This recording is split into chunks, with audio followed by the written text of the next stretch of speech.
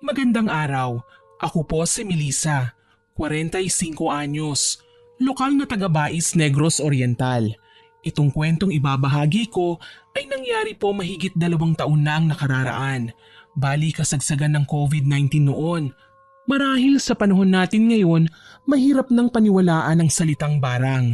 Minsan kasi, hindi lamang sa pagsusuka ng kung ano-anong insekto o pagtubo ng sakit sa iba't ibang parte ng katawan na isasagawa ang pambabarang.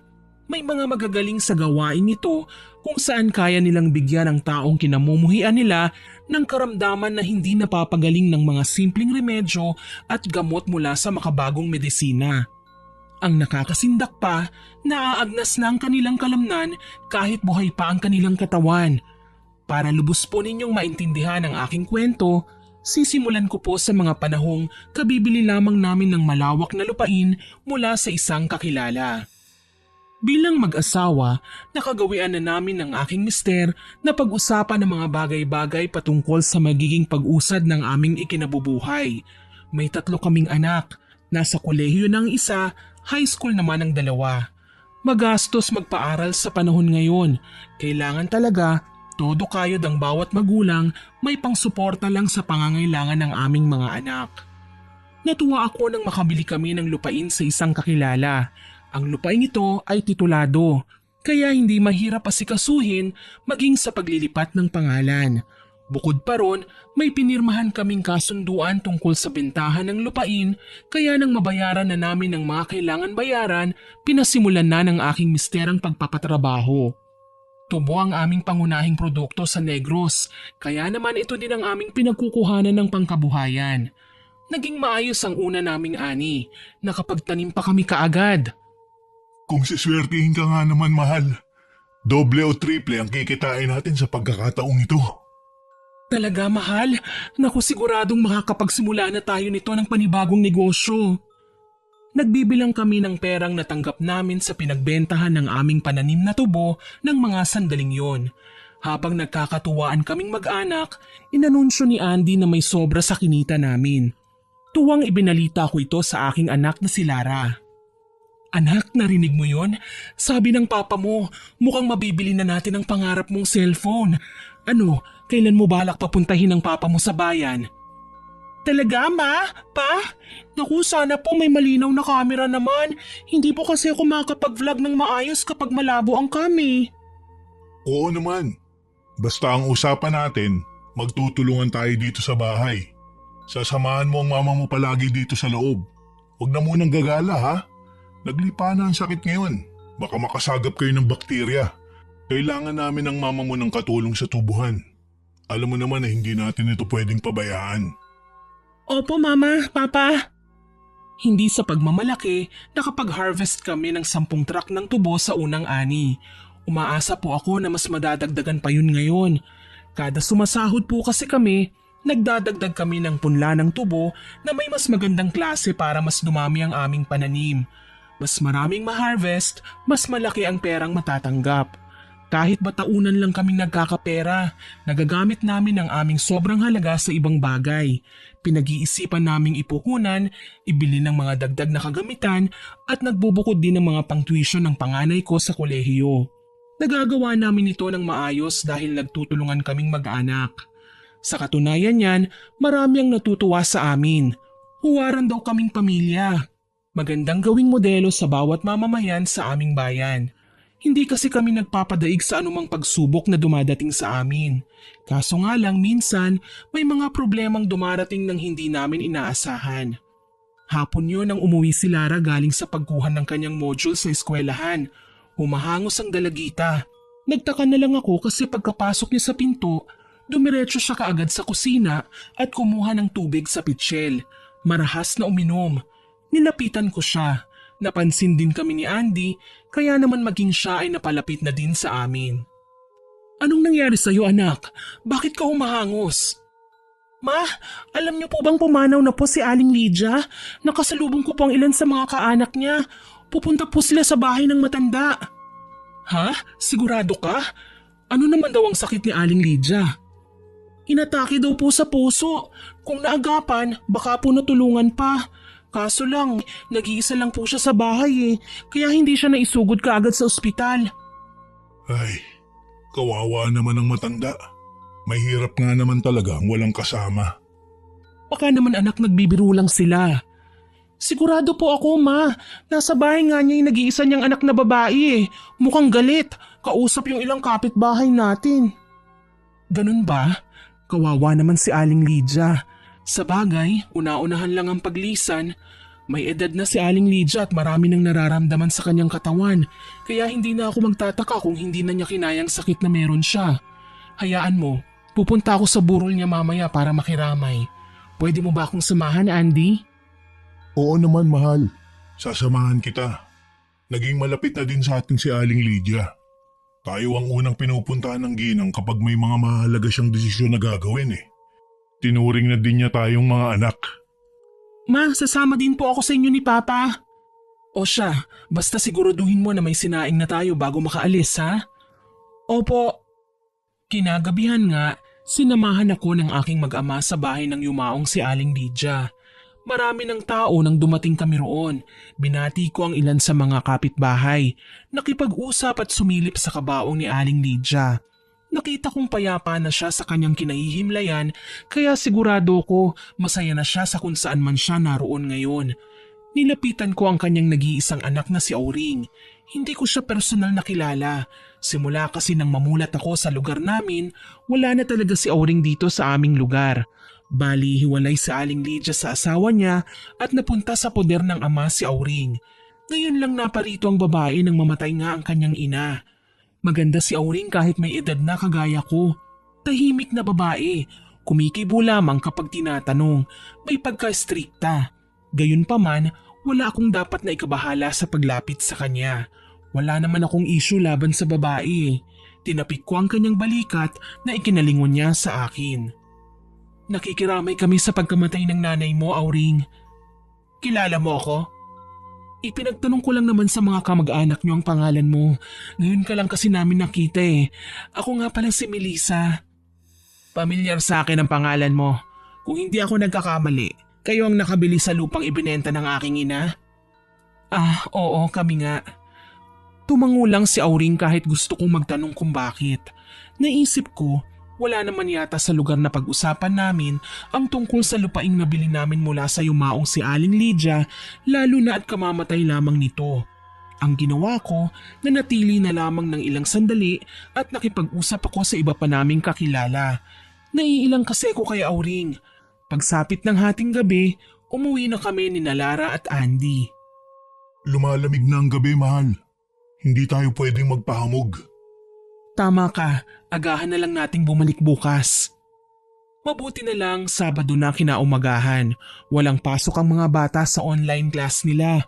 Makakasama din kami sa paghahatid sa namayapang ginang sa huli niyang hantungan. Hindi kasi naembalsamo ang katawan ni Aling Lydia kaya hindi na pwedeng patagalin pa. Dito sa bukid, hindi namin gaanong nabibigyang pansin ang tungkol sa pagpunta sa mga punerarya. Maliban sa magastos na, ay malayong-malayo na kami sa bayan na ang tanging sasakyang bumababa papuntang Bai City ay dadalawa lamang at tigi isang trip pa sa umaga. Bukod pa ron, naka-lockdown ang buong syudad at pili lamang ang pinapayagang makaluwas ng bayan. Pagsapit nga ng umaga, naghanda na kami para makipaglibing. Kasama ko ulit ang aking asawa at anak. Hindi naman kami nagtagal lalo na't may mga gawain din sa bahay. Dito sa bukid, ibang klaseng pagpag ang ginagawa namin. Diretso uwi lang kami sa bahay. Bago pumasok, nagpapaabot kami ng abo mula sa lutuan. Sinasaboy namin ito sa paanan kung saan kami tatapak, tsaka kami tuluyang pumapasok sa bahay. Sa paraang ito, hindi makakapasok sa aming tahanan ng kaluluwa ng namayapa na at maghahanap na lang ng ibang lugar na mapaggagalaan. Naging maayos naman ang buo naming maghapon hanggang sa lumipas ulit ang 3 araw. Nagulat ako at nagtaka nang may magtao po sa labas ng bahay. Abala ako sa pagluluto noon kaya tinawag ko si Lara na nagsusuklay ng kanyang buhok habang nakaharap sa salamin. Anak, pakitingnan mo nga kung sino ang nasa labas. Saglit lang po, Ma. Naghintay nga ako hanggang sa bumalik si Lara at bumulong sa akin. Ma, nasa labas po si Manang Auring. Ano raw bang kailangan niya? Hindi ko po alam pero kayo na po ang humarap ma. Malilate na ako sa klase namin Si Papa daw po may inaasikaso sa likod. Sige, pagkatapos mo dyan magpahinga ka naman ha? Opo, dito na po muna ako sa kwarto. Ilang subjects lang naman ang pag-aaralan namin ngayon Wika ni Lara sabay halik sa aking pisngi. Bago siya tuluyang pumasok sa silid, pinapasok niya sa loob ng bahay namin si Auring at pinaupo sa sala kaya nang magtungo ako roon, nagkaharap kami kaagad. Magandang umaga, Melissa. Auring, napasyal ka. Oo mahalaga kasi ang pakay ko. Hindi na din ako magpapaligoy-ligoy pa. Gusto sana kitang kausapin tungkol sa lupang binenta ni nanay sa inyong mag-asawa Napakunot ang aking noo. Kung ang sadya niya nga ay tungkol sa lupa, wala naman kaming dapat pang pag-usapan. Nakaproseso na sa opisina ng DAR o Department of Agriculture ang tungkol sa paglilipat ng pangalan ng titulo ng lupain mula kay Aling Lydia papunta sa amin. May deed of sale kami, mga pinirmahang kasunduan at may mga saksi pa sa ginawang bilihan at bayaran. Dala ng kinakabahan ako sa maaari niyang sabihin, tinawag ko ang aking mister at hinayaan namin siya na magsalita ng kaming mag-asawa mismo ang kaharap niya. Mahal, halika nga muna rito. May mahalaga raw kasing sasabihin sa atin si Auring Ha? Tungkol saan? Siya na lang ang tatanungin natin. Magkasama kami ni Andy na bumalik sa sala kung saan naghihintay si Auring. Nagsalita siya kaagad pagkaupo naming mag-asawa. Alam niyo kasi, naging padalos-dalos si nanay sa pagbebenta ng lupain niya. Hindi man lang niya iniisip na may anak siyang nangangailangan nun kagaya ko. Dahil naibenta niya ito sa inyo. Narito sana ako para maayos na makipag-usap Gusto ko sanang bawiin ang lupain ng nanay ko. Nagpanting ang aking tenga sa narinig ko. Bakit niya babawiin ang isang bagay na simula nang mapa sa amin ay wala naman siyang kinalaman? Tsaka desisyon ng kanyang ina na ibenta ang lupaing pagmamayari niya. Walang magagawa ang anak kung hindi naman siya binigyan ng mana. Kailangan niyang irespeto ang nais ng matanda. Tumayo ako at tinignan siya. Sinubukan akong pigilan ni Andy pero nakalusot pa din ang mga katagang gusto kong pakawalan. Teka lang, mahal. Ano na lang ba yun? Matapos namin gawing productive ang lupang matagal ng bakante, babawiin mo na lang kahit nakapangalan na sa amin ang mga papeles nito? Auring, pasensya na, pero hindi ka namin mapagbibigyan. Masyado nang mahaba ang proseso na hinintay namin. Malaki na ang aming ginastos. Hindi kami bata para basta na lang abutan ng candy at babawiin din pagkatapos. Diretsahan kong sabi. Alam kong sumama ang loob niya pero wala akong pakialam. Sumusunod lang kami ng aking asawa sa pinirmahan naming kasunduan. Marami na kaming nagawang sakripisyo at isang kalokohan ang nais na mangyari ng babaeng kaharap namin ngayon. Kaso lang, mapilit si Auring. Tumayo din siya at tinaasan na din kami ng boses. Oo, ganun lang yon.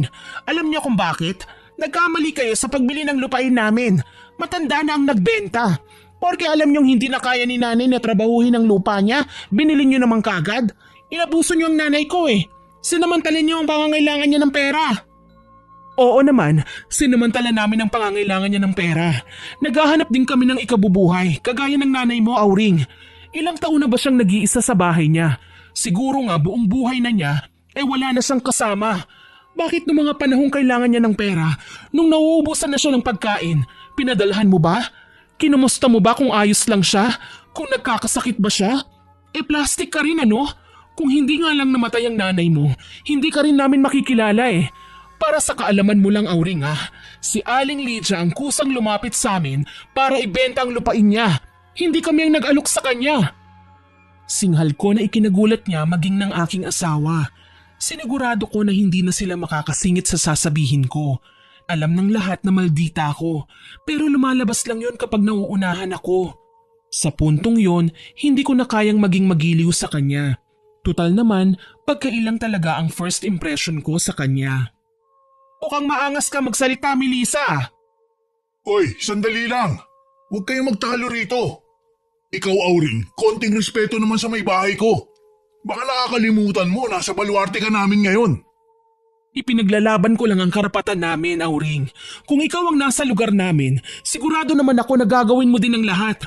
Huwag lang matapakan ng ibang pagkatao mo, hindi ba? Kaya pakiusap lang, kung wala ka nang sasabihin pa, makakaalis ka na. Nasa online class ang aking anak at naririnig ng buong klase niyang pag-uusap natin. Wika ko sa kanya na may pinalidad sa aking tinig. Mula noon, nagkaroon na ng silent war sa pagitan namin ni Auring. Wala din kasi siyang nagawa sa pagnanais niyang mabawi ang lupain. Hindi ako pumayag, lalong hindi na magbabago ang isipan ko. Lumipas ang maraming araw at nalaman namin na sa bahay na ni Aling Lydia nakatira si Auring. Hindi na siya umalis. Nagtaka ako kasi ang sabi ng mga kaanak nila, nasa Maynila ang buhay ng babae. Pero pinagtsatsagaan niya ang munting bahay at lote ng ginang na tanging naiwan na lamang sa kanya. Wala namang ginagawang negosyo si Auring. Sa tingin ko, marami siyang ipon kaya niya nagagawa ang lahat ng gusto niya. Okay na din ako doon as long as hindi niya ako pinapakialaman o ang lupain namin. Ilang buwan ulit ang lumipas, Disyembre na. Nagkasundo kaming mag-anak na magsimbang gabi. Malamig ang hangin kapag magpapasko na, kaya lumabas ako ng bahay ng naka-jacket. Kahit naka-lockdown, hindi ibig sabihin noon hindi na kami pwedeng lumabas. Iba naman ang bukid sa syudad. Kahit papaano, wala namang siksikan. Sariwa pa din ang hangin. Walking distance lang mula sa amin ang simbahan kaya naglakad kami. Natatandaan ko, nakaangkla ako noon sa braso ni Lara. Wala namang gaanong poste sa kalsada kaya may dala-dala kaming flashlight para magsilbing liwanag sa aming nilalakaran. Saktong napadaan kami sa dating tahanan ni Aling Lydia nang makita ko si Auring. Nakatayo ang babae sa harapan ng kanyang bahay, nakangisi. Hindi ko ma-explain ang kabang nararamdaman ko kaya naman napahawak ako sa kamay ni Lara na napansin din pala ng anak ko. Ma, bakit kaya ang weirdo ni Manang Auring? Kita mo, para siyang sinasapian. Shh, huwag kang maingay, marinig tayo. Usap-usapan sa school na mambabarang daw po si Manang Auring. Kaya niyang manghipnotismo gamit lang ang mga mata. Lara, pupunta tayo sa simbahan ha. Hindi pa man tayo nakakadalo sa misa ay malaki na ang kasalanan mo. Tumigil ka na, hindi naman tayo inaano ng tao eh. Saktong pagkasabi ko noon, nagkatitigan kami ni Auring. Maya-maya pa, napakunot noo ako nang magsalita siya sa akin. Ang sexy mo naman, Melissa. Ngayon ko lang napagtanto na ang puti-puti mo rin pala. Tapos ang likuran mo, hulmang-hulma. Anya na labis kong ikinagulat. Hindi ko tuloy matansya kung bukal ba sa loob ang sinasabi niya o pinagtitripan lang ako. Hindi naman kami close at sa pagkakatanda ko, magkaaway kami nung huli siyang lumabas ng bahay ko. Mukhang mali ang unang impresyon ko sa kanya na tahimik at striktang babae, lalo na at pabago-bago ang kanyang reaksyon. Ngayon kasi, para naman siyang tuwang-tuwa. Hindi ko na lang siya pinansin, ni hindi ako gumanti ng pagpuri sa kanya dahil hindi naman ako plastic na tao. Basta pinalampas ko lang ang buong pangyayari na hindi ko siya kinakausap. Kita mo na ma, sabi ko po sa inyo eh, weirdo talaga yan si Manang Auring. Isa na lang talaga, makukutusan ka na sa akin eh. Gumagaya ka na dyan sa mga chismosa sa labas ha. Ma naman, ang brutal mo sa akin, hindi mo ba ako mahal? Che, singhal ko sa kanya at nakipag-unahan pa ako sa aking anak na makipagtakbuhan papunta sa simbahan. Ganito talaga kami maglambingan ng aking anak na babae. Siya lang kasi ang madalas kong nakakasama kaya naman sobrang close namin sa isa't isa. Mabilis na lumipas ang 3 araw. Nagising ako isang umaga na mabigat na ang aking ulo. Ni hindi ako makapag-asikaso para sa agahan kaya nagtulong-tulong ang aking mga anak na magluto ng pagkain namin. Hindi ko maintindihan ang sakit na aking nararamdaman. Parang mabibiyak ang aking ulo. Pakiwari ko nga, may mga karayom na pa isa-isang tinutusok ang aking anit kaya naman nag-aalala na din sa akin ng mister ko at mga anak. Mahal, ayos ka lang ba? Hindi mahal, parang mabibiyak ang ulo ko. Naku ma, uminom na po ba kayo ng gamot? Hindi pa eh, mamaya na lang pagkakain ko iinom ako. Namumutla po kayo eh.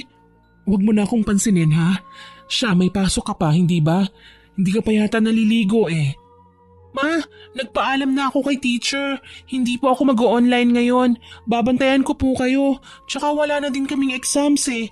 Ang sabi lang ni ma'am, kukuha lang kami ng module sa Friday. Hindi po ba pa? Tama si Lara, mahal.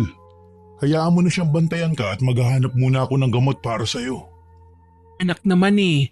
Ikaw naman mahal, kinukonsinti mo ang anak natin eh. Magtiwala ka kasi sa bunso natin. Hindi ba't magne-nurse siya?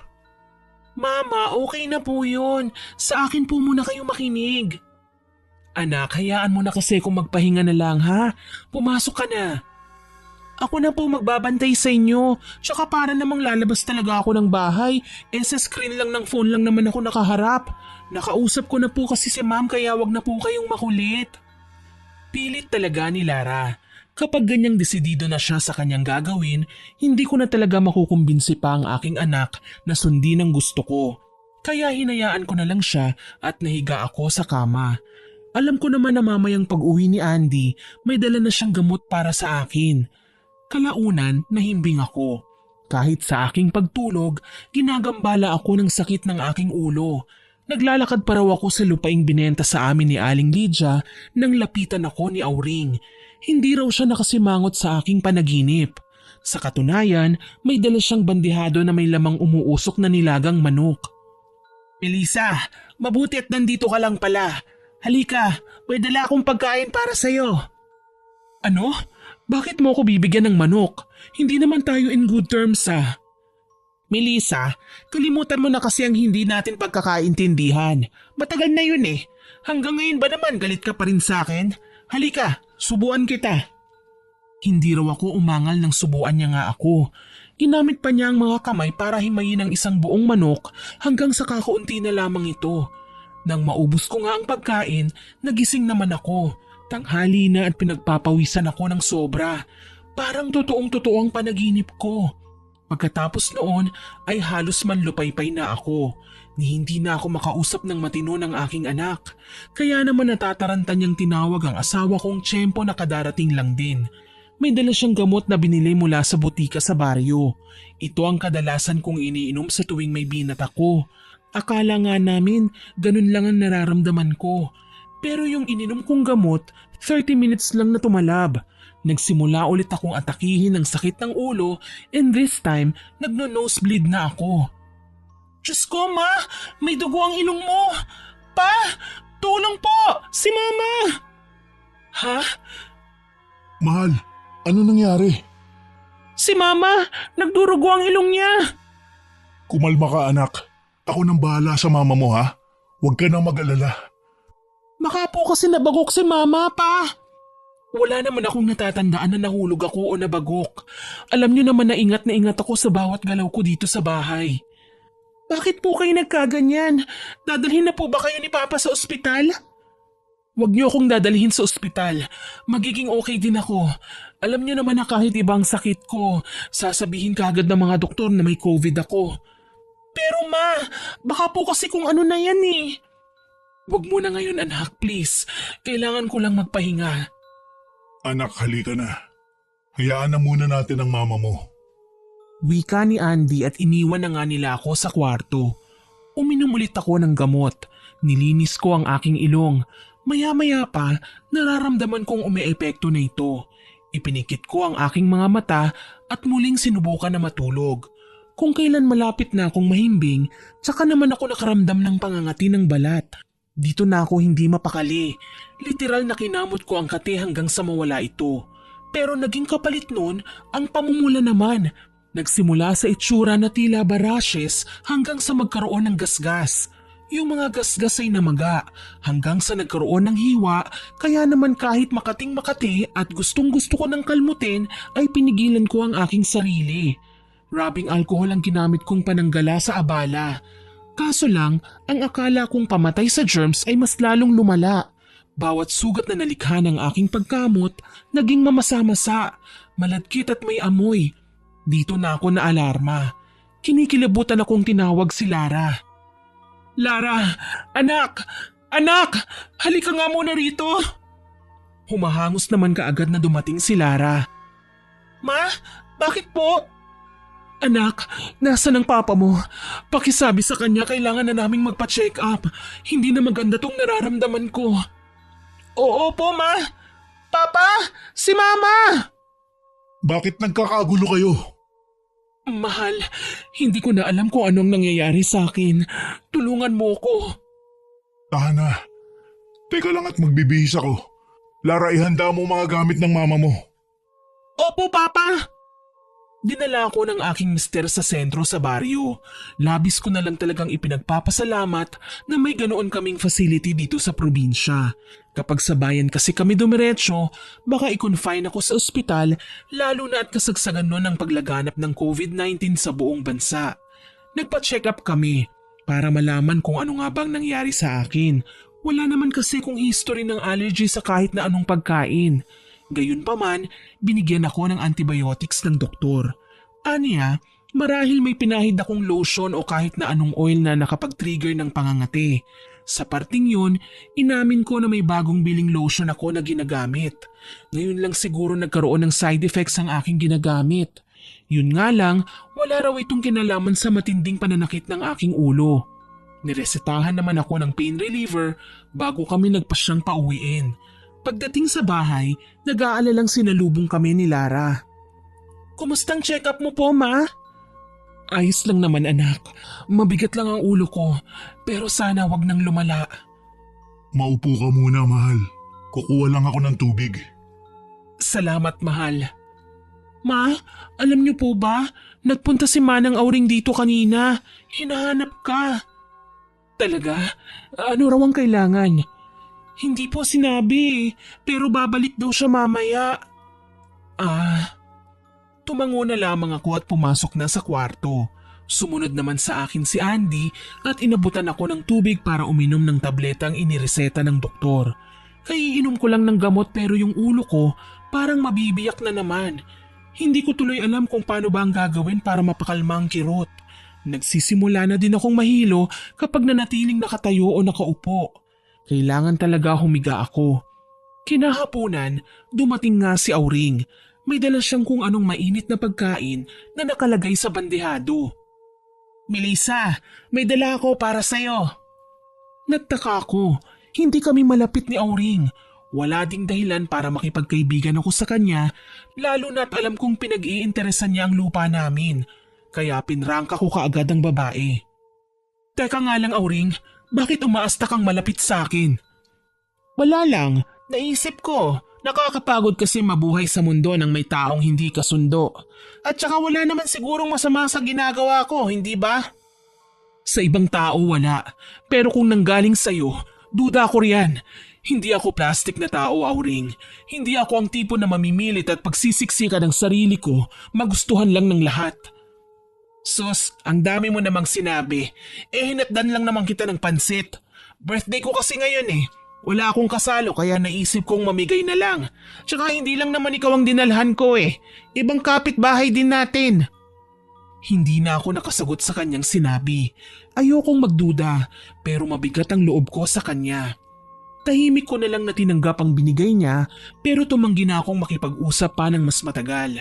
Mabuti na lang umalis din siya kaagad. Nang mag-isa na lang ako sa kwarto, pinagmasdan ko ang pansit na niluto niya. Mukhang masarap.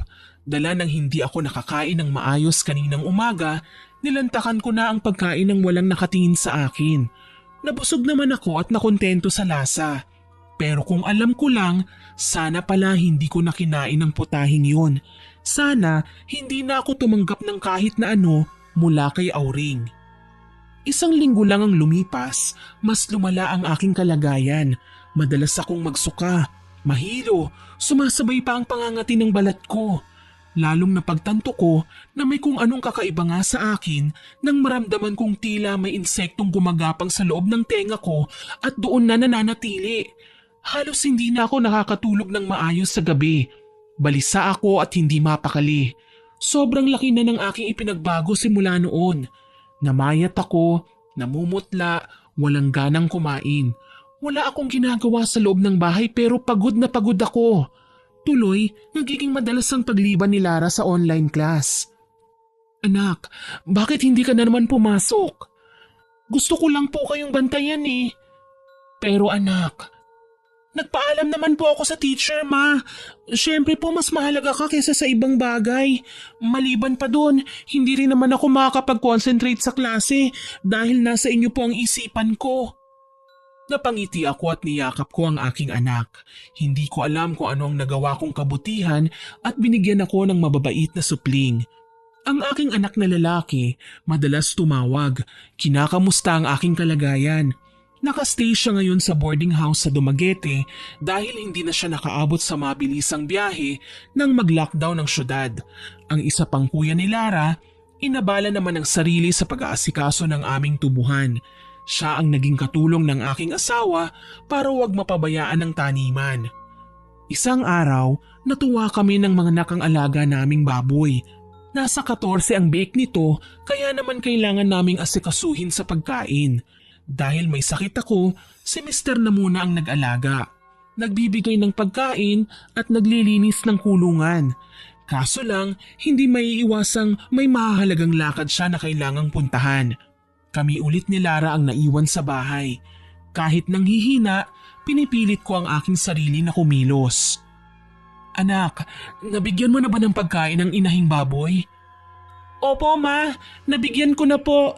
Pahinga na lang po kayo doon. Sasaglit po muna ako sa group chat namin. Tumango ako at naupo sa sala. Nakasandal lang ako sa dingding nang may mataan akong anino sa may nakaawang naming main door. Kinabahan ako. Sinubukang silipin kung sino ang naroon. Kaso lang, wala namang tao. Sino yan? Melissa, kumusta?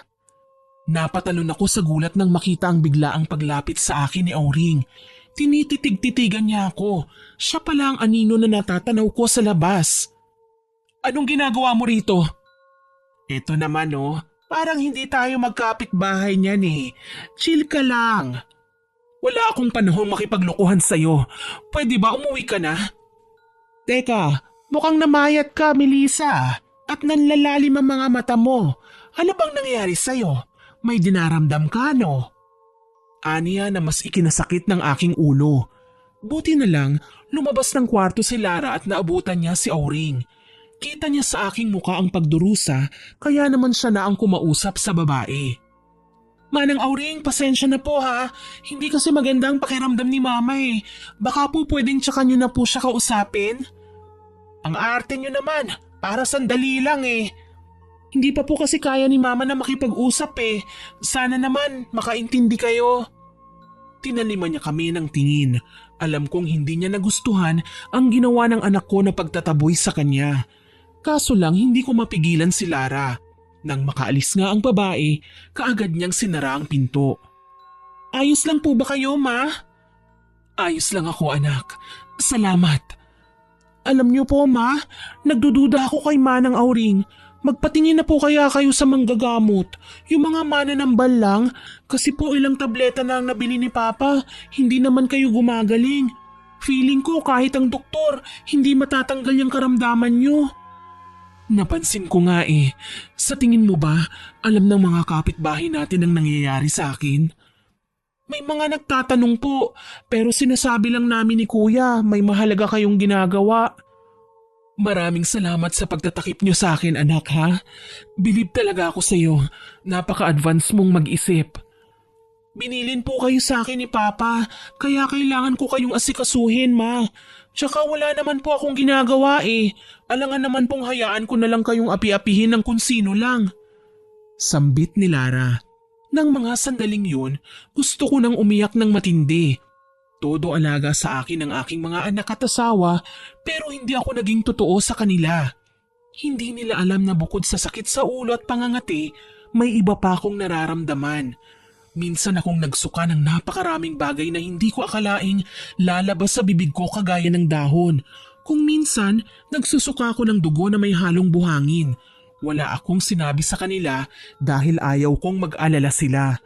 Kaso lang, wala nga yatang lihim na hindi masisiwalat. Lalabas din ang tinatago ko pagdating ng tamang tiyempo.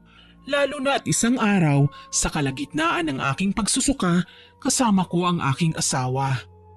Mahal, ayos ka lang ba? Iling lang ang isinagot ko sa kanya.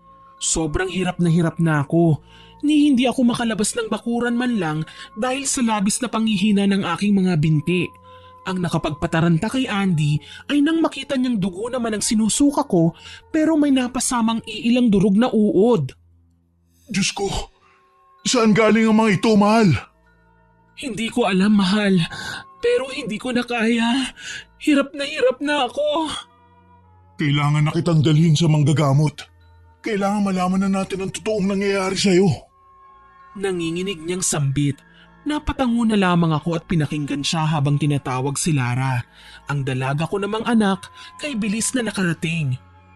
Papa, bakit po? Maiwan ka muna dito sa bahay, ha? Dadalhin ko na sa manggagamot ang mama mo. Mag-iingat po kayo, Papa. Dinala ako ni Andy sa manggagamot na kakilala niya.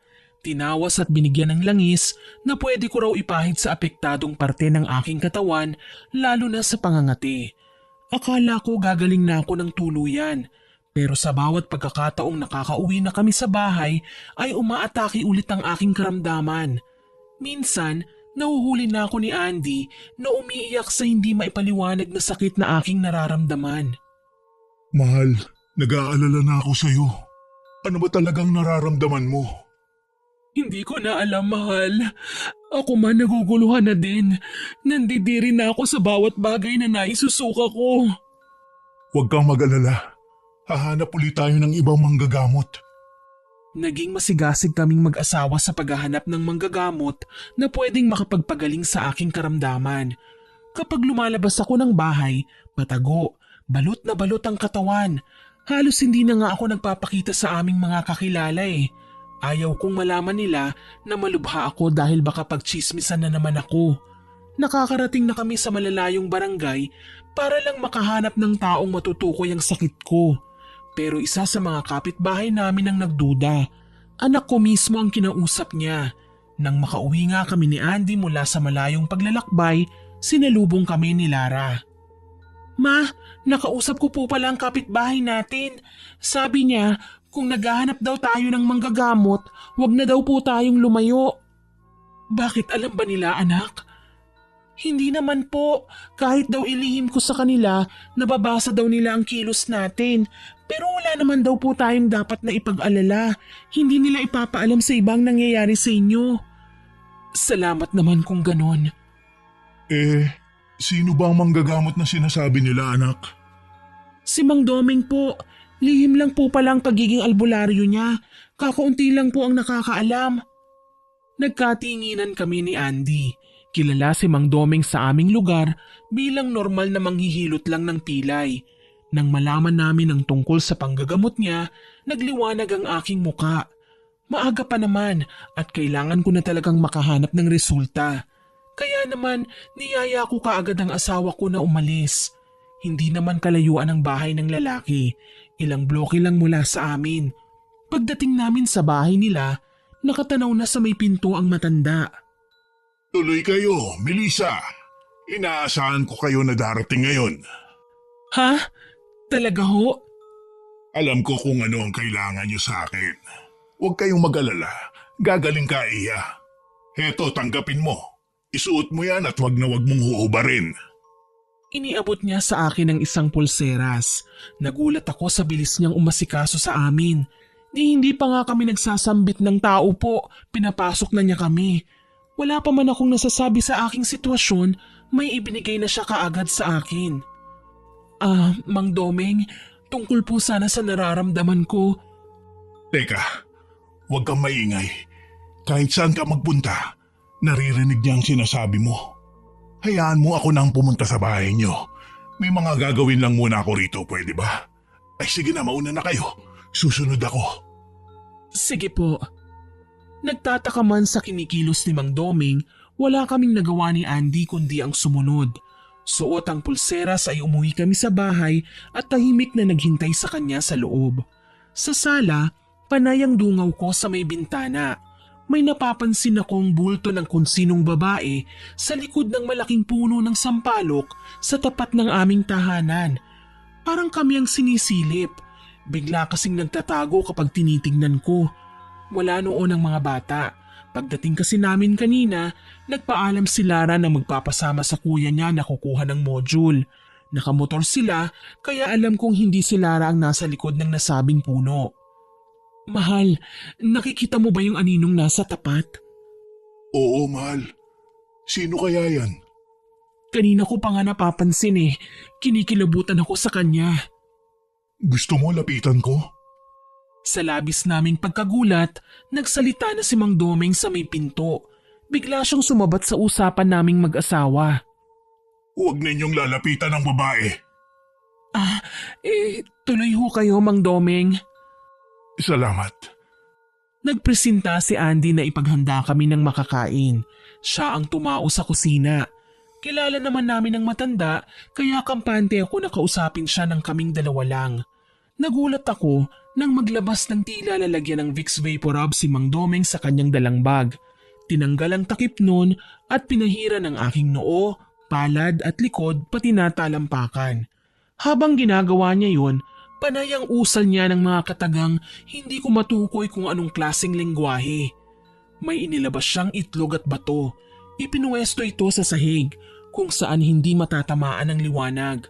Nagulat ako nang bitiwan niya ang itlog sa gitna ng bato at hindi man lang ito gumulong para mahulog. Maya-maya pa, may garapon na naman siyang inilabas at dinasalan din. Ilang sandali pa, tinapat niya yun sa akin. Halos kilabutan ako nang makitang ibang muka ang refleksyong nakita ko doon imbis na muka ko ang aking dapat na masilayan. Kumpirmado. Binabarang ka, Iya. Seryoso po kayo? Idinaan ka sa usog na may kasamang pangangati. Ikaw naman nagpausog ka. Hindi mo siya ginantihan ng papuri, kaya mabilis kang natamaan ng bati niya. Alam mo bang linta ang ginamit niya para bigyan ka ng sakit? Yan ang dahilan kung bakit ka nagsusuka na may halong durog na uod. Diyos ko, ano pong dapat kong gawin? Saglit lang. Tumayo ang matanda at nanghingi ng baga kay Andy mula sa panggatong na naglalagablab sa apoy. Nilagay ito sa butas na kaldero at binuhusan ng langis at insenso. Sinadya ni Mang Domeng na mapausukan ako. Ilang sandali pa, ibinaba niya ang hawak at itinapat sa bibig ang kanyang hinlalaki, nilawayan ito at ipinahid sa aking noo. Puwera usog, puwera usog, puwera usog. Ibig niyong sabihin na usog ako? Oo, Iya. At hindi lang ito ang kaya niyang gawin. Kaya wag na wag kang tatanggap ng kahit na ano mula sa kanya. Pagkain o kagamitan. Mas lalong wag kang makikipaglapit sa kanya. Pwede kang kunan ng pawis o hibla ng buhok para gamitin niya ulit laban sa'yo. Halos takasan ako ng kaluluwa nang maalala ko ang pansit na binigay niya sa akin. Sa dami ba naman ang pwede kong kainin? Ang bigay pa talaga ni Auring? Umarap ako kay Mang Domeng at tumango. Naiintindihan ko po, pero matanong ko lang Mang Domeng, sino po bang nambarang sa akin? Isang babaeng dayo ang gumawa nun sa'yo, Iya. Malakas. Matindi ang galit at inggit laban sa'yo. Marami siyang paraan na pinaplano para saktan ka, kaya mag-iingat kayo. Ang pulseras na ibinigay ko, suot mo na ba? Wag na wag mong tatanggalin niya sa iyong palapulsuhan. Naiintindihan ko po. Tumango na lamang ako at nagpasalamat kay Mang Domeng. Hindi man niya pinangalanan ng taong gumamit ng itim na kapangyarihan sa akin, ay alam ko na kaagad kung sino siya. Si Auring. Siya lang naman ang babaeng dayo na basta nalang dumating sa aming lugar para bawiin ang lupain ng namayapa niyang ina. Nakaramdam ako ng galit. Matapang ako. Pero hindi ko kayang gawin ang ginawa niya sa akin. Nag-iisip ako kung paano siya makukumpronta. Pero natatakot ako na baka may iba na naman siyang gawin. Ang pinag-aalala ko pa, baka lang pagdiskitahan niya ang mga anak ko. Umalis na din si Mang Domeng pagkatapos niyang magbigay ng mga instruksyon sa akin. Hindi na siya kumain kahit naniyaya siya ni Andy sa kusina. Ako naman, nagpahinga muna sa kwarto para magamot ang pangangati ko gamit ang langis na binigay ng albularyo sa akin. Mabuti na lang, bumuti ang pakiramdam ko. Iba sa naramdaman ko kumpara noon sa ibang manggagamot kami lumapit. Masasabi ko na kahit anong gawing pag-uusog pa sa akin ni Auring, hindi na ako tinablan. Inobserbahan ko ang aking sarili sa loob ng 2 linggo at sa tingin ko may mga pinagbago nga sa katawan ko. Nagkalaman ako ng konti at gumana ulit ang pagkain ko. Nanumbalik ng normal na kulay ng aking kutis. Hindi na nanlalalim ang aking mga mata. Nawala na ang pangangati. Medyo nanuyo na ang mga sugat. Maging sina Lara ay tuwang-tuwa at hindi na raw magtatagal ibabalik na ako sa dating ako. Sa wakas, magaling na si Mama! Shh, huwag kang maingay. May makakarinig sa'yo eh. Niyakap ko na lang ang aking anak. Pakiramdam ko para akong bagong isinilang. Magaan na magaan ang aking pakiramdam. Alam ko sa pagkakataong ito, magiging okay na ang lahat. Magagawa ko na ulit ang mga bagay na hindi ko nagawa noon. Lahat ng taong nakakasalubong ko sa kalsada ay binabati ko. Kaso lang, sa pagkakataong ito, biglang sumalubong sa akin si Auring. Aba, magaling ka na. Nagmamadali ako. Maghanap ka na lang ng ibang kausap. Yabang mo naman, Melissa. Para binabati lang kita. Sino palang gumamot sa'yo? Bakit alam mong nagkasakit ako? May ginagawa ka bang kababalaghan na hindi ko alam? Aba, wala akong ginagawa sa'yo, no? Nalaman ko lang ang sitwasyon mo kasi sinabi sa akin ng anak mo. Wala akong pinagsabihan tungkol sa naging karamdaman ko. Pero tila ba alam na alam ni Auring ang lahat ng detalye tungkol sa nangyari sa akin. Palibhasa, siya naman ang alam kong nagbigay ng karamdaman sa akin at wala nang iba pa. Dala ng hindi ko pa nakakalimutan ang lahat ng hirap na pinagdaanan namin nung mga nakaraang buwan, hindi na ako nakapagtimpi pa. Marahas kong tinulak si Auring na ikinagulat din niya. Alam ko ang ginawa mo, babae. Binarang mo ko. Kaya huwag kang pakakasiguro na mananahimik lang ako sa lahat ng pinagdusahan ko.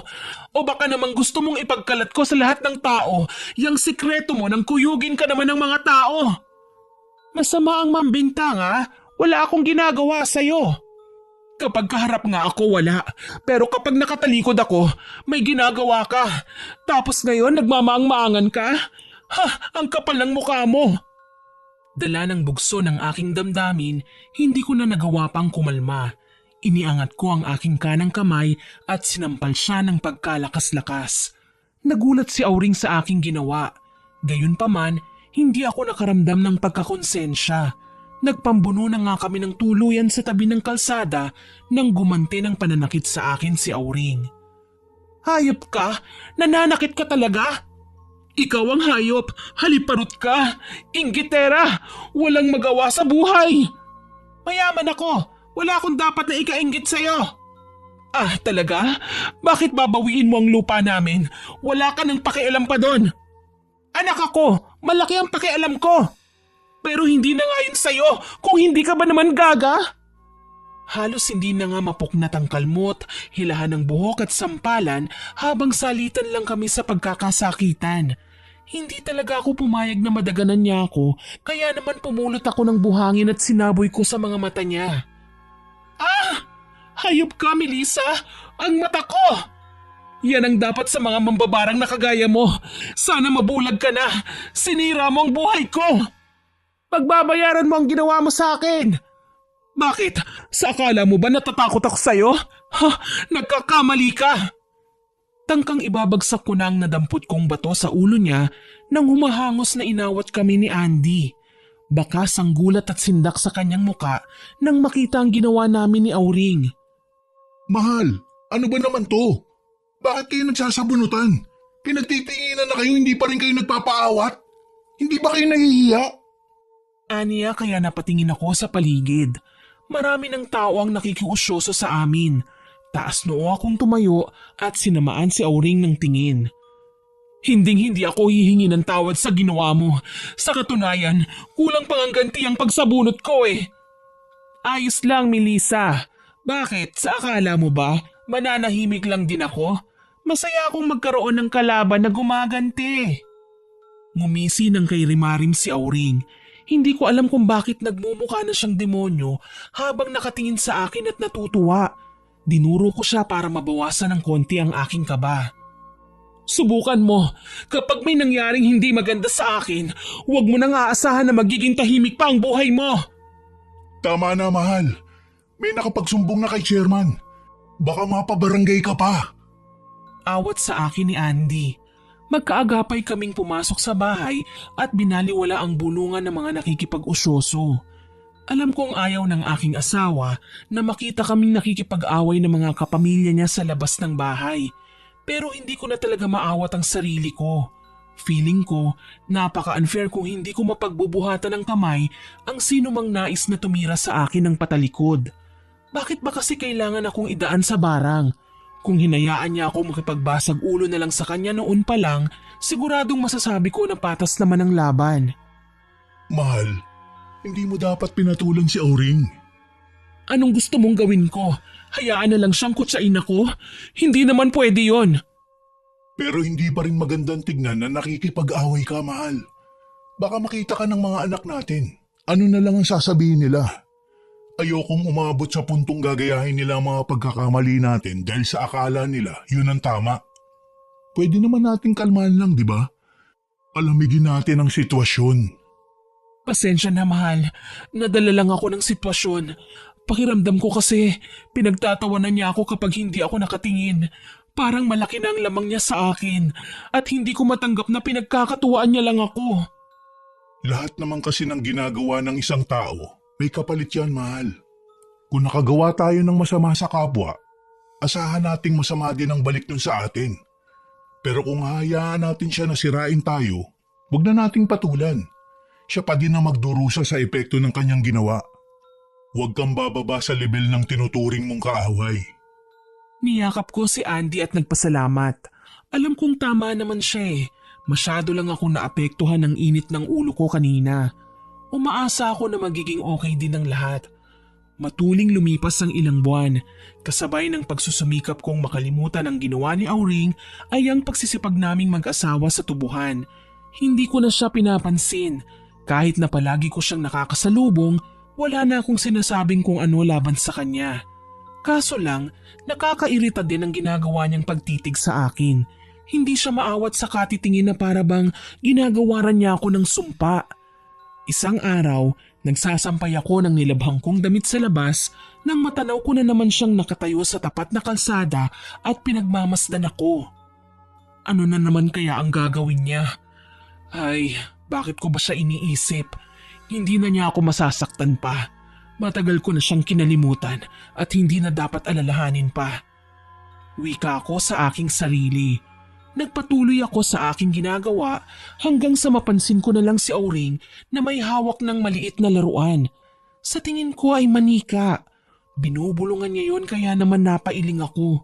Akala ko nababaliw ng babae. Ang kaso lang, kasabay ng kung anong ginagawa niya sa manika, napapairi akong bigla sa labis na sakit. Pakiramdam ko may sumasaksak sa aking kalamnan kahit wala naman. Sunod-sunod yun, mula ulo hanggang paa. Hindi ko natiis ang sakit kaya naman napasalampak ako ng upo sa lupa. Kinakabahan na ako. Wala pa naman si Andy sa bahay dahil may importanteng lakad ang asawa ko. Ang dalawang anak ko naman wala rin dahil nasa eskwelahan. Medyo lumuluwag na kasi noon ang pandemya kaya kahit papaano nakakapunta na ang mga bata sa paaralan para mas makausap ng masinsinan ng mga guro nila. Hintakot na gumapang ako hanggang sa makarating sa pinto pero hindi ko inaasahan na tatawid pa pala si Auring at dudungaw sa bakuran namin. Sige Melissa, tapang! Yan lang naman ang kaya ng mga mahihinang nilalang na kagaya mo eh. Ang gumapang at humalik sa lupa. Hayop ka, Auring. Wala kang kasing sama. Kapag ako nakaligtas sa kagagawan mong ito, papatayin kita. Ay, takot na takot ako. Kutsa niya sa akin. Gusto ko siyang patulan ng mga sandaling yun, pero hindi ko kaya. Pinagtawanan lang niya ako hanggang sa paulit-ulit niyang tinutusok ng karayom ang manika. Sinasadya niya itong ipakita sa akin. Hindi ko na maatim na indahin pa ang kirot kaya naman nakiramdam na lang ako sa tibok ng aking puso. Nanlalabo na rin ang aking paningin. Maya-maya pa, nanghihinang ipinikit ko ang aking mga mata. Hindi ko na matandaan kung gaano katagal akong nakapikit. Ang alam ko lang, nagising na akong nakahiga sa kama at binabantayan ni Lara. Mama, kamusta na po ang pakiramdam niyo? Masakit ang ulo ko, anak. Ano bang nangyari? Naabutan po namin kayong nakahiga na sa lupa, kaya humingi po kami ng tulong sa mga kapitbahay para maipasok po kayo dito sa kwarto. Nasaan ang papa mo? Kadarating lang po ni Papa. Nasa kusina po siya. Kausap si Mang Doming. Bumangon ako nang marinig ang pangalan ng albularyo. Kailangan kong sabihin sa kanya ang ginawa sa akin ni Auring, ang demonyang babaeng muntik nang pumatay sa akin kanina. Teka lang ma, dahan-dahan lang po, baka po mabinat kayo. Ayos lang ako anak, kaya ko. Tuluyan na nga akong nakatayo at nakalabas ng kwarto. Dumiretso ako sa kusina. Mang Domeng, salamat at nandito kayo. Kinausap ko ang asawa mo, Iha. Sinabi ko sa kanya tungkol sa pangontra. Dahan-dahan na naman itong natitibag. Kailangan nating gumawa ng bago. Si Auring, nakita ko siyang may bitbit na manika. Hindi ko alam kung anong binabalak niya pero kinakabahan ako. Alam ko ang klase ng manika na naihahasik ng mambabarang Iha. Huwag ka mag-alala.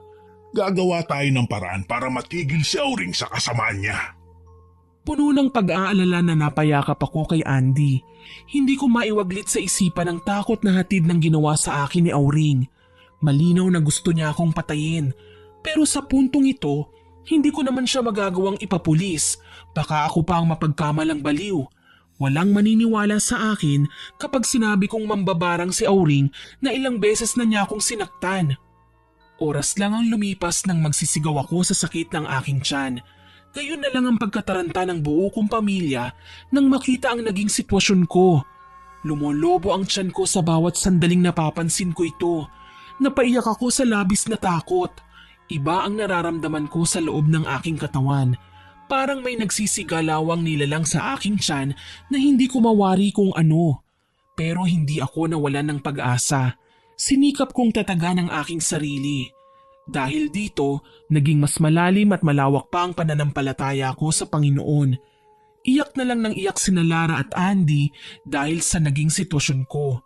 Gusto nilang sugurin si Auring, pero sa mga oras na yon, walang nakakaalam kung nasa ng babae. Literal na niya kaming pinagtataguan.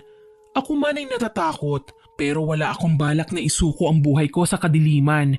Siguro, humahalakhak na ngayon si Auring dahil nababalitaan niyang nangyayari sa akin.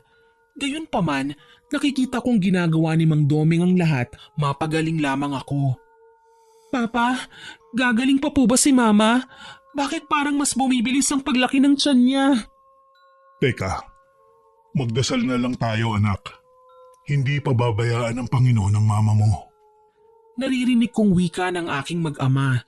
Nakahawak din sila sa aking kamay at nararamdaman ko ang panginginig nila. Mangiyak-ngiyak na pumikit ako at nagdasal.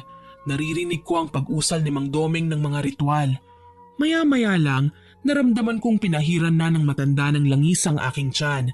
Halos mamatay ako sa sakit habang ginagawa niya yun. Pakiwari ko, may munting nilalang sa loob ng tiyan ko ang nagwawala ng sumayad ang langis niyang may ritual sa balat ko. Ilang sandali pa, malakas akong sumigaw.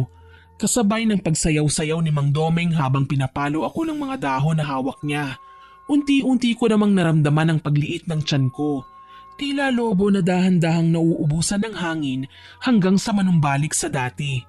Dito na ako napahagulgol. Nararamdaman kong natatanggal na ang barang sa aking katawan. Ilang sandali pa, nagsalita si Mang Domeng. Nilubayan niya ang asawa mo, Iho. Nagulat siya nang maramdamang bumabalik sa kanya ang barang. May nararamdaman na siya ngayon at doon siya nataranta. Hindi niya napaghandaan ang ginawa natin. Tukoy ng matanda kay Auring na siyang naglagay sa akin ng karamdaman. Ilang sandali pa, nagtubig ang aking likuran kung saan kagulat-gulat na lumitaw ang dalawang linta na hindi ko alam kung paano nakarating doon.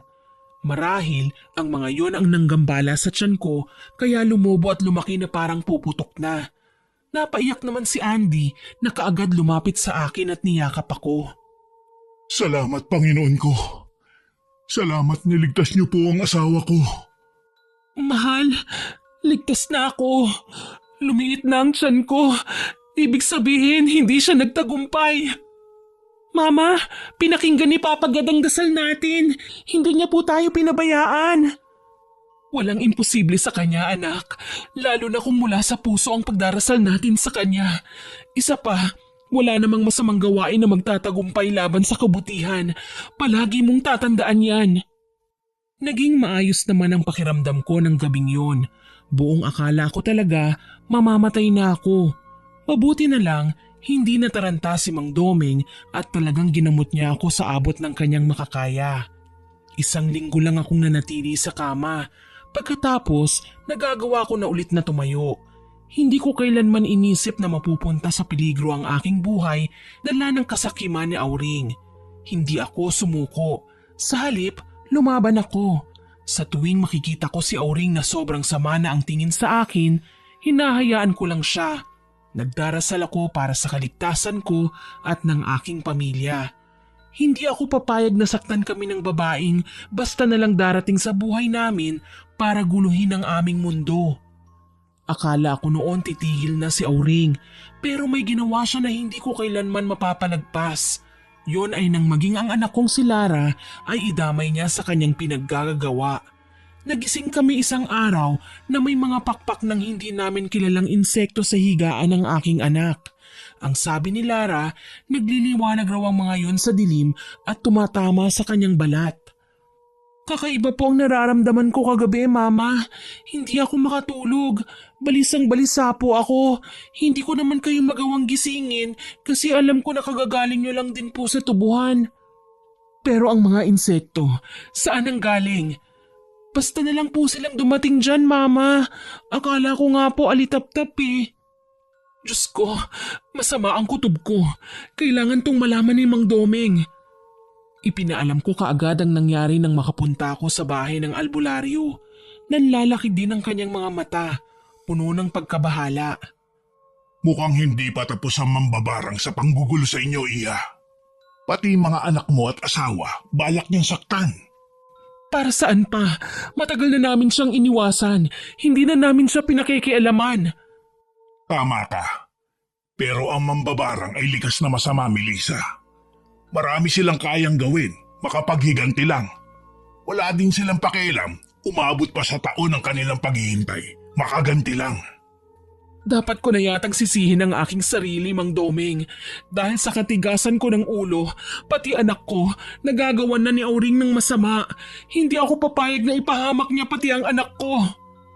Wala kang kasalanan, Melissa. Ang pagkakamali ni Auring, masyado siyang nakampante sa kanyang kakayahan kaya nagagawa niyang mga abuso ng tao. Kung tutusin sa inyo na ang lupang pilit niyang binabawi. Kahit wala na siyang magagawa, sapilitan pa din niyang pinakikialaman. Napaiyak na lamang ako sa aking mga narinig.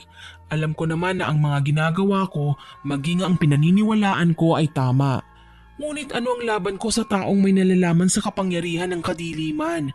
Isang ritual lang niya, siguradong babagsak na ako at hindi na makakabangon pa.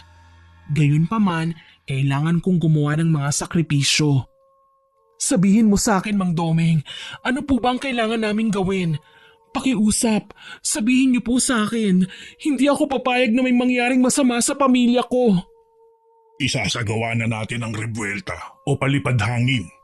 Sa pagkakataong ito, lahat ng ginawa niya sa inyo ay babalik sa kanya ng doble o triple pa sa inaasahan. Kakailanganin ko lang ng puting manok para sa pag-aalay. Tumango ako sa mga sinabi ng matanda. May mga alaga kaming manok at sa pagkakaalam ko may mga puting balahibo doon. Ipahuhuli ko ang isa at ibibigay ko sa albularyo. Nagpaalam naman ako sa kanya at bumalik muli sa bahay namin. Nagulat ako nang makitang nagkakagulo na sa loob. Si Andy, karga na si Lara, na balak na sanang isugod sa ospital. Andy, anong nangyari? Diyos ko, Lara! Mahal, kailangan na nating dalhin sa ospital si Lara. Nangihina na siya sa labis na pagsusuka. Kanina may napasama sa inilabas niya sa bibig. Mga durog na dahon ng kugon na may kasamang dugo. Natutup ko ang aking bibig. Alam ko at tandang-tanda ko ang hirap na dinanas ko sa karamdamang meron ang anak ko sa ngayon. Kaya naman umiling ako kay Andy. Wag, sa albularyo natin siya dalhin. Bilisan natin, mahal. Baka wala na tayong oras. Wika ko sa aking asawa. Halos takbuhin na nga namin ang kalsada para lang makarating kaagad. Ang kuya ni Lara, binilinan ko ng hulihin ang puting manok tsaka ibigay kay Mang Doming. Isinagawa kagad ang ritual pagdating namin sa bahay niya. Nagulat ako dahil sigaw ng sigaw si Lara, hindi na makausap ng matino. May tinuturo siyang masakit na hindi naman namin maintindihan kung saan banda. Kapag sinusubukan kasi naming hanapin ay pinagbababalya niya kami na para bang ayaw niya kaming lumapit sa kanya. Dito na ako labis na nag-alala. Nasabi ko sa aking sarili, wag na sila, ako na lang. Pero hinawakan ni Andy ang mga kamay ko. Mangiyak-ngiyak na hinarap niya ako. Pawiin natin ang takot, mahal. Magtiwala tayo na hindi magtatagumpay ang kasamaan laban sa kabutihan. Magdasal tayo sa kanya. Nag-aalala ako, mahal. Paano na lang kapag hindi kinaya ni Lara? Ako nga, halos mamatay noong pagdusahan ko ang ginawa sa akin ni Auring. Si Lara pa kaya? Magagawa niya yan. Magtiwala ka lang. Malakas ang anak natin. Hindi ba't nagmana siya sa atin? Huwag ka mag-alala. At nagdasal nga kami habang si Mang Doming naman isinasagawa ang ritual ng palipad hangin. Masasabi kong may kakaibangang nangyari noong araw na yon. Kahit nakapikit lang ako, umusal ng mga kataga ng pagdarasal sa Panginoon, naramdaman ko ang paglamig ng temperatura ng paligid. Para akong lumutang. Hindi nagtagal, naririnig kong may kaaway na si Mang Doming. Hindi ko man nasaksihan ang pinaggagawa niya, alam kong kinakausap niya si Auring at pinatitigil sa ginagawa nito. Kaso mukhang matigas ang babae, kaya naman muling umusal ng ritual si Mang Doming na sa tingin ko ay pinakamalakas na ritual na meron siya dahil naramdaman ko ang pag-ihip ng malakas na hangin na tila ba nais kaming iangat sa ere. Gayunpaman, hindi ako natakot. Sinasabayan namin ng mula sa pusong pagdarasal ang ginagawang ritual ng albularyo. Hanggang sa kalaunan, muli na namang nagsuka si Lara. Lara, anak! Diyos ko, lumaban ka, anak! Huwag mong hayaang magtagumpay ang mambabarang. Mahal, lapitan ko na ba si Lara? Huwag. Hayaan niyo siya magsuka. Pero bakit, Mang Doming? Ang mga sinusuka niya ay ang instrumentong ibinaon ng mambabarang sa kanyang katawan para mas lalo siyang manghina. Kapag inilabas niya yung lahat, pwedeng hindi na magtagumpay ang babae at magagawa na natin siyang talunin kapag tayo naman ang bumuelta. Hinayaan nga namin ang aming anak na isuka ang lahat ng bagay na humaharang sa kanyang paghinga. Mabuti na lang, nahimasmasan din siya kalaunan. Alam kong magiging maayos na din siya dahil pinahiran na siya ni Mang Doming ng langis bilang pagtatapos na gawain sa kanyang ritual. Nang matapos na ang matanda sa kanyang ginagawa, napaiyak ako. Niyakap ko si Lara at naghagulgulan kaming dalawa. Anak, patawarin mo ko. Buong akala ko mapapahamak ka na ng dahil sa akin. Hindi po, Ma. Ako ang dapat na humingi po ng tawad sa inyo. May kasalanan ako na hindi ko po magawang ipagtapat sa inyo. Ha? Ano yun, anak? Sa kagustuhan kong gumaling kayo, pinasok ko po ang bahay ni Manang Auring nang minsan siyang umalis. Kinuha ko ang manika na nagre-representa sa inyo. Pero sa kakamadali ko, may naiwan po akong bakas na ginamit ni Manang Auring para ako naman ang kanyang masaktan. Nasapo ko ang aking noo. Kahit pa alam kong kasalanan ang ginawa niya, hindi ko pa rin maipagkakaila na may koneksyon ang pagkakaaway namin ni Auring sa pagkakasakit ni Lara. Hindi mo dapat ginawa yun, anak. Paano na lang kung napahamak ka? Gusto ko lang naman pong gumaling kayo, Ma. Nahihirapan akong pagmasdan na nanghihina kayo at nagdurusa. Ngayong naranasan ko kung gaano kahirap ang dinaranas nyo nung nagkasakit kayo, mas lalong hindi na ako papayag na balikan pa tayo ni Manang Auring. Lumapit naman sa amin si Mang Doming. Tama ang ginawa ng anak mo, Melissa. Ang mali lang sa naging proseso ay nag-iwan siya ng ebidensya. Pero huwag kayong mag-alala. Hihintayin natin ang balita tungkol sa pagrebuelta ng ginawa ko kay Auring. Maraming salamat po sa inyo, Mang Doming. Hindi po namin alam ang gagawin namin kung wala kayo. Huwag ako ang inyong pasalamatan, Iya. Kundi ang poong may kapal na naging gabay ko para mailigtas tayong lahat. Dumating ang isa ko pang anak na lalaki dala na ang puting manok na pinahuhuli ko sa kanya. Isinagawa kagad ni Mang Doming ang pag-aalay at naikwento niya sa amin ang tungkol sa kanyang abyan. Matapos kumain, umuwi na din kami ng aking pamilya. Naging maayos at mahimbing ang aking pagtulog sa unang pagkakataon. Iniwasan na namin na mabanggit pa ang pangalan ni Auring kapag nagkakasama kaming pamilya. Sa wakas, malaki na naman ang kinita natin ngayon sa bago nating taniman. Tama ka riyan, mahal. Mas mapapalago na natin ang tubuhan gamit ang kinita natin dito. Tuwang wika sa akin ni Andy. Simula nang gumaling kami at makaligtas sa barang, naging maayos na ang aming buhay. Nagsumikap kami ng husto na mas mapalago pa namin ang aming taniman ng tubo. Dati, kami-kaming mag-anak lang ang nag-aasikaso nito. Ngayon, nagagawa na naming magbayad ng mga magbubukid para sa kanilang serbisyo na pagtatanim at pag-aabono ng aming mga halaman. Makalipas lang ang ilang linggo, nakatanggap kami ng balita mula sa mga kakilala. Natagpuan daw ang bangkay ni Auring sa bukid. Kalunos-lunos ang pinagdaanan ng babae. Butas-butas ang kanyang buong katawan, nanuyo na at tila naubusan ng dugo. Marami ang nagtatanong kung ano ang nangyari sa kanya. Pero ang sinasabi ng mga kakilala namin, na karma na daw ang babae, lalo na at hindi lang pala ako at si Lara ang binarang niya sa aming lugar. Nakakatakot po palang nangyari kay Manang Auring, ma. Bakit daw, anak? May nakakita pala sa kanya sa bukid bago pa siya mamatay. Nasa kalagitnaan siya ng kanyang pagtatanim ng bungang kahoy nang maraming bubuyog daw ang basta nalang umatake sa kanya. Sinubukang humingi ng tulong ni Manang Auring pero walang nagtangkang lumapit sa kanya. Marahil dala ng galit sa dami na niyang inagrabyado. Hindi natin masisisi ang mga tao, anak. Ako man, hindi ko maipapangako na matutulungan ko siya pagkatapos ng ginawa niya sa akin. Aba, kailangan din ng mga tao na matutunan ng kanilang leksyon para hindi na umulit. At kung may mga tao man na magtangka, ay hindi na ipagpapatuloy ang masamang gawain. Hindi lang ako makapaniwala na ang mga bubuyog pa talaga ang umatake sa kanya. Kalimutan mo na yun, anak. Ligtas na tayo. Wala nang makakapanakit pa sa atin. Masaya na din po ako na hindi na kayo nakikitang nakikipagbangayan kay Manang Auring, ma.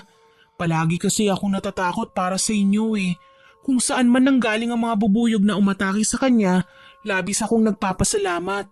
Hindi lang tayong nailigtas ng mga yun laban kay Manang Auring, kundi ang mga susunod pa sana niyang biktima na walang kalaban-laban at namamatay na lang na nawawalan na ng pag-asa.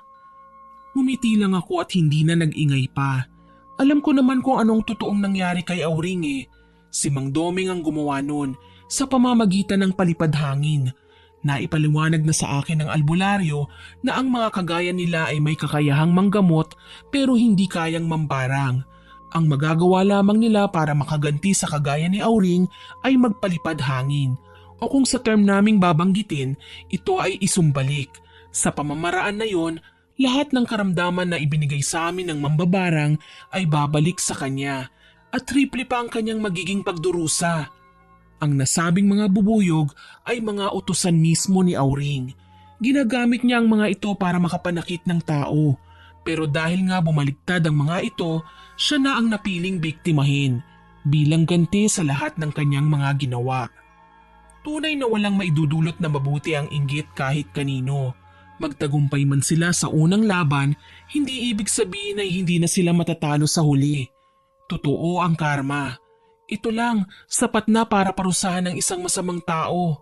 Kaya naman natutunan ko sa mga pinagdaanan ko sa buhay na iwasan ang mag-asam ng mga bagay na alam nating imposibleng makuha sa isang iglap lang. Lahat ng tagumpay ay pinaghihirapan. Kailangan lang na maging matyaga para umani ng magandang buhay.